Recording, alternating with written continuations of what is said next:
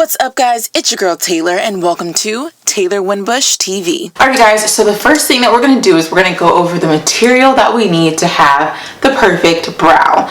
But girl, can you please like, comment, and subscribe because it really helps me out. You are really appreciated. Thank you. Let's get into the video. So I have 4 things that I love to use every single time that I shape my brows up. The first one is actually gel. So Eco Styler gel or any of your gel that does not flake. I use this when I actually do my eyebrows on a day in day out basis or when I'm shaping them. It just helps stay in place. I find it to be more effective than brow gel. And on top of that, I already have it for my hair. So definitely want to get you a water resistant, flake resistant gel. So I like to use Eco Styler since I already have it. Would recommend that. So the next thing is I have 2 types of tweezers. So I have a very pointy tweezer, which is really great for getting the fine hairs that I won't be able to grab, and then I have a flat tweezer. This is really good for just making sure I'm able to get things quickly and just move through the process fast. The other thing that I have here is my razor blade. This is really good for getting in between and then on the outside of the brow.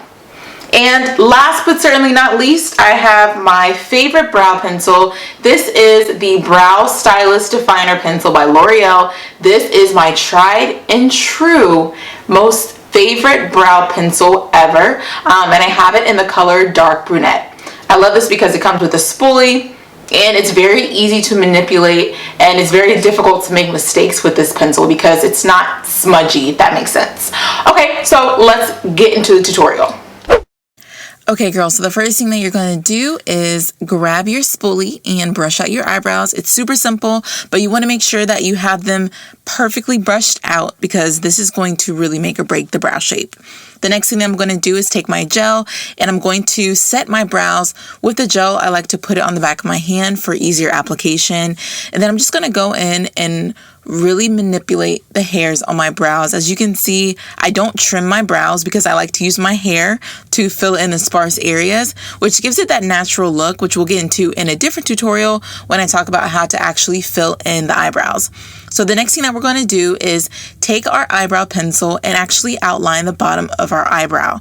So this is extremely crucial because it's really going to make or break the shape of the brow, like I'm telling you. If you mess this up, you might want to start over. So just make sure that you have a really good line and you understand what shape works best for your face. I know for me, I have a rounder face, so I like thicker eyebrows, and that's the natural shape of my brow. You want to make sure that it aligns with your natural shape. So here's a different angle before and after of it filled in at the bottom. So the next thing that we're going to do is we're just going to go ahead and pluck away. I like to use this tweezer first because it's going to be easier for me to get all the long hairs that I need. And if you're wondering how often I do my eyebrows, honestly, I probably do them like every other month. I can get away with it because I just can, like, I don't know. And it's also because we're in quarantine. Like, I'm not really pressed about having my eyebrows done all the time. And usually with makeup, when I fill them in, it looks very natural. So just want to make sure that you get the middle, get the unibrow pieces because we all have hair in the middle of our eyebrows. I know, unfortunate. But we're definitely going to get that.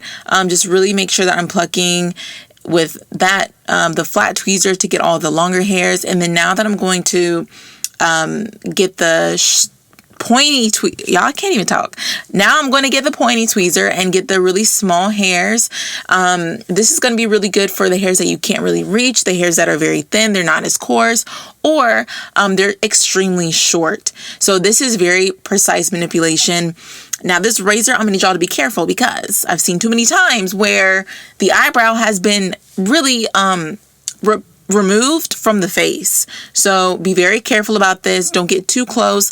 If I want to get a cleaner precision, I'll go back, which I'll show you in a second, with my pointy tweezer. But I don't get too close to my eyebrow because it's just a recipe for disaster. Let's be real.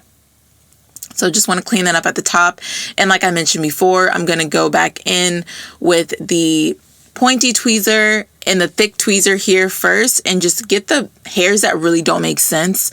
I don't like my eyebrow to be extremely like precise because I want it to look as natural as possible. Just clean and sleek. When it's clean and sleek, it's easier to fill in, but when you make it too thin, like you're just doing too much. It doesn't do well. So just want to go back in and remember that your eyebrows are not twins. They are sisters. Say it with me now. Not twins, but sisters, okay? You want to make sure that your twins look relatable. They don't have to be identical, period, okay? So the next thing I'm going to do is get some witch hazel. You can also just use like some aloe vera gel.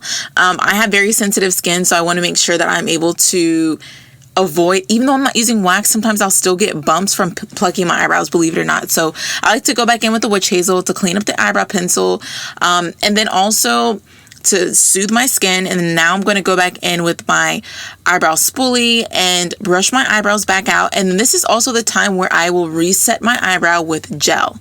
So I find that this is extremely crucial because once I'm able to reset my eyebrow with gel, then I can go back and get any of the sparse areas. So this is a before and after clip.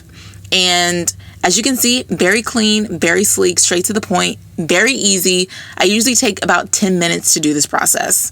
Thank you guys so much for watching this video. If you liked it, go get your homegirl and y'all pull up next time.